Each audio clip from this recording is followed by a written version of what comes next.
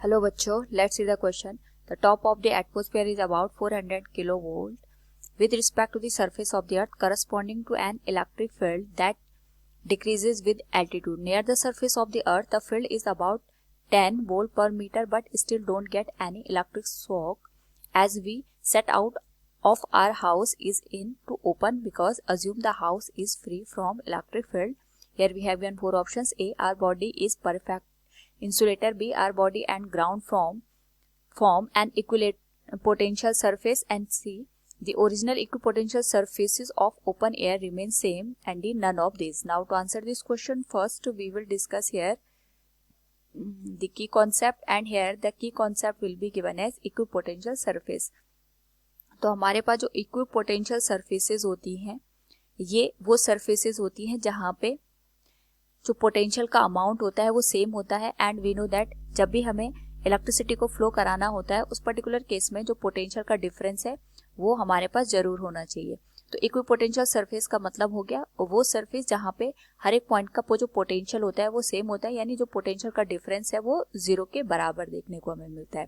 Question के according हमसे पूछा गया है जो एटमॉस्फेयर का टॉप लेवल है वहां पे जो पोटेंशियल है दैट इज 400 किलोवोल्ट और अर्थ की सरफेस से ये हमारे पास 100 वोल्ट पर मीटर तक रह जाता है. यानी अगर ये अर्थ है और इसके ऊपर यहाँ पे एटमॉस्फेयर की जो अपर लेवल है वहां पे 400 किलोवोल्ट का पोटेंशियल हमें देखने को मिलता है, लेकिन अर्थ के सरफेस के ऊपर यहाँ पे जो पोटेंशियल डिफरेंस है दैट बिकम्स 100 वोल्ट पर मीटर.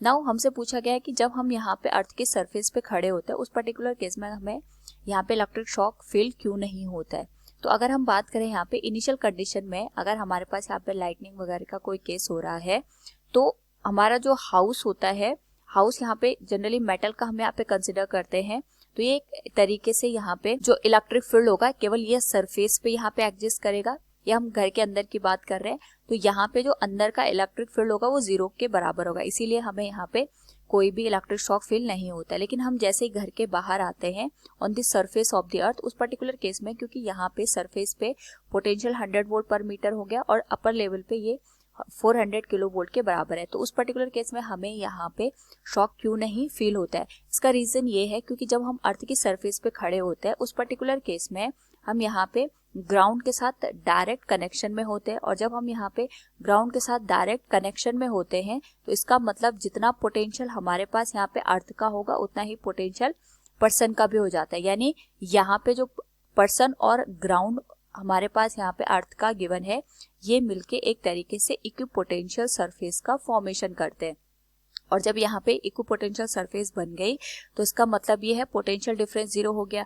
एंड जब पोटेंशियल डिफरेंस जीरो हो गया उस पर्टिकुलर केस में कोई भी इलेक्ट्रिक करंट फ्लो नहीं करती है, इसी वजह से हमें कोई भी इलेक्ट्रिक शॉक फील नहीं होता है. So we can say here our body and ground form an equipotential surface due to which we can not feel the electric shock when we set out of our houses into the open.